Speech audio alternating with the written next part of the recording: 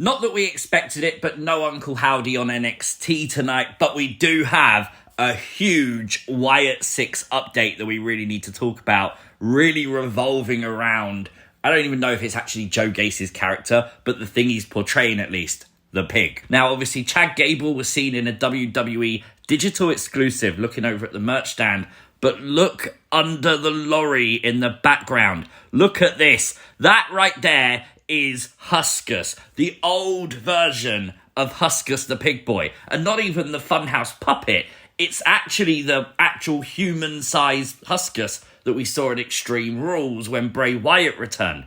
That is interesting. I wonder why they used that rather than the actual puppet to go under the lorry. Is it probably because it stands out a bit more? Is it more visible, perhaps? It would actually be the second puppet we see on Monday night following around Chad Gable. We actually saw Mercy the Buzzard in catering behind Otis. So, I don't know, Money in the Bank, Chad Gable, you better watch your back. But in saying that, WWE have also made a match between Jey Uso and Chad Gable for Raw next week. So will they miss Money in the Bank and just do something on Raw, perhaps? We'll have to wait and see. One thing I think this does confirm, though, for us is that Chad Gable, it ain't over for you, dude. Your sins are going to come back to haunt you. That's for sure. Now, obviously, there's another update as well regarding Dexter Lumis and this amazing artwork he posted on social media today. This is incredible, man. Obviously, Dexter Lumis communicates a lot through his art rather than speaking. I wonder if they're going to continue that on TV.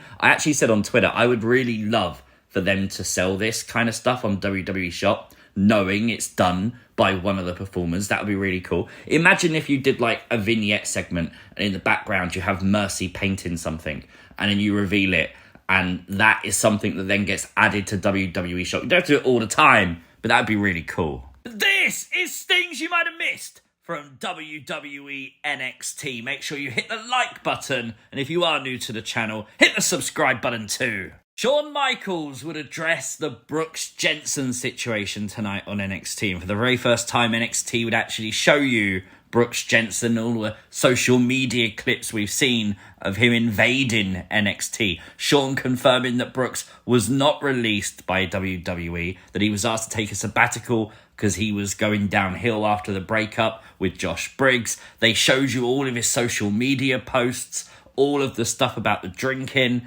and they have said that next week Shawn Michaels has invited Brooks Jensen for a sit-down with GM Ava to see if they can get him back on track.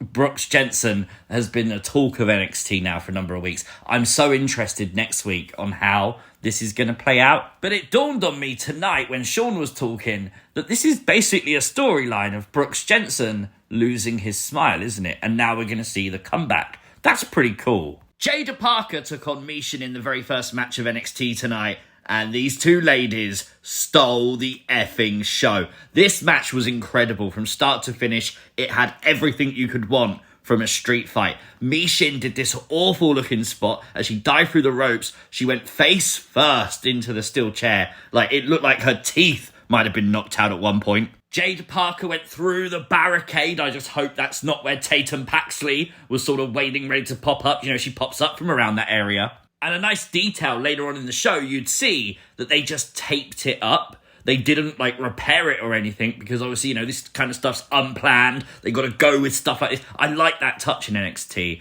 But, again, they would crash through the wall and it would be Jaida Parker picking up the massive win to start off NXT tonight. But there was a hidden little Easter egg here. Michin wearing the We Are NXT, very old school NXT merchandise, obviously on the front and back of her attire. This was like a passing of the torch. 2 generations of NXT colliding. I really like that little detail. The NXT tag team of Hank and Tank would get their match tonight against the New Catch Republic, Tyler Bate and Pete Dunne, who would pick up the win. Slight concern at the end of the match for Tyler Bate. He actually stopped the referee holding up his left arm. He did seem to be favouring it a little bit. Hopefully that's not a major injury scare there. I've said this before on things you might have missed. I'm going to reiterate it because it needs to be said. Tank is becoming one of my favourites to watch in NXT. The guy has so much charisma and energy. Honestly, it's captivating to watch him. It's almost like a little bit of a throwback to some of the like gimmicks that you'd see in the Attitude Era, and I really like that. Duke Hudson is a snitch. He snitched on Ridge Holland tonight. Obviously to Andre Chase during the Chase U segment. He gave him the envelope with the proof that Ridge Holland assisted Duke in the pinfall of the OC match, and Ridge Holland got banned from going to Heatwave. Now, does that mean that Ridge isn't going to be at Heatwave? I don't know. Making it a massive thing like this kind of makes me feel like he's going to be at Heatwave. Is he going to turn on Chase U? He looked genuinely upset. He made a whole point of saying how he didn't want to just be in Chase U. He wanted to be part of a family. Does he now feel like that family have rejected him? It's going to be interesting. A super emotional promo tonight as we build to Heatwave between Lola Vice and Roxanne Perez. Lola Vice talking about the sacrifices her mother made for her, how at 18 her mum got sick and she had to go into MMA to provide for her family. And now she wants to be the biggest crossover star from MMA to professional wrestling. And on Sunday, when she wins the NXT Women's Championship, just how much it's going to mean to her and her mum and her family to make the phone call to say she's the new NXT Women's Champion. Roxanne Perez, though, she just didn't care, did she? She said, whenever you get in the ring with her, those phone calls are just never made, and she will retain the title. Lola Vice, obviously pissed off, turned round, cracked one of Roxanne's security guys, which was genuinely a really nice touch, by the way. Just shows you the power of Lola Vice. I don't know. I feel like Lola Vice, this is the right time to put the belt on her. But I feel like at the same time, you're waiting for Cora Jade to return to face Roxanne. I really don't know who's going to win this match. Let me know your thoughts in the comments down below. Izzy Dane would go one-on-one tonight with Brindley Reese. It would be Tatum Paxley crawling out of the wall with a hole in it from earlier on, sort of stalking and playing mind games with Izzy Dane. Obviously, after Izzy Dane picked up the win, Tatum Paxley would continue that. Tatum versus Izzy in the future. There's also a lot of hype on social media as a video clip would emerge of both Tatum Paxley and new and improved evil Wendy Choo together. Could you imagine this as a duo? Please, WWE, do it.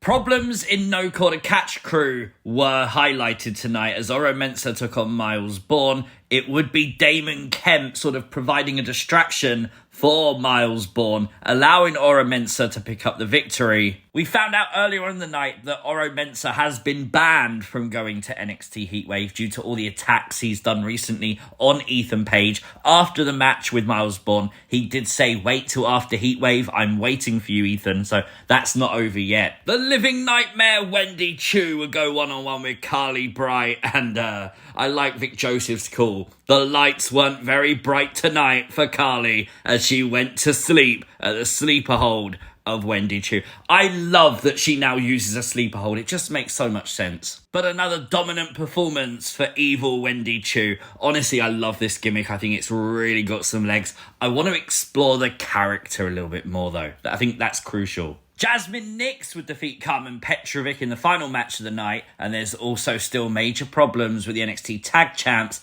Axiom and Nathan Frazier, as Nathan is so focused on his WWE Speed match with Xavier Woods. Axiom feels like he's overlooking the tag title defense this Sunday at Heatwave. A contract signing for the Fatal 4-Way for the NXT title ended NXT tonight. No official out there. Where was Ava? Kind of felt a bit weird that would be the case, but of course it did happen. A double table spot in a contract signing. That's what we all want, isn't it? Honestly, I think this is going to be an Ethan Page victory. I think he's been positioned very well for that. But you let me know your thoughts in the comment section down below. Who do you think wins at Heatwave?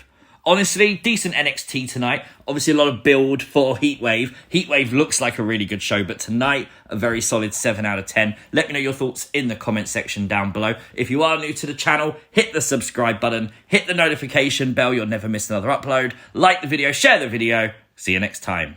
Peace!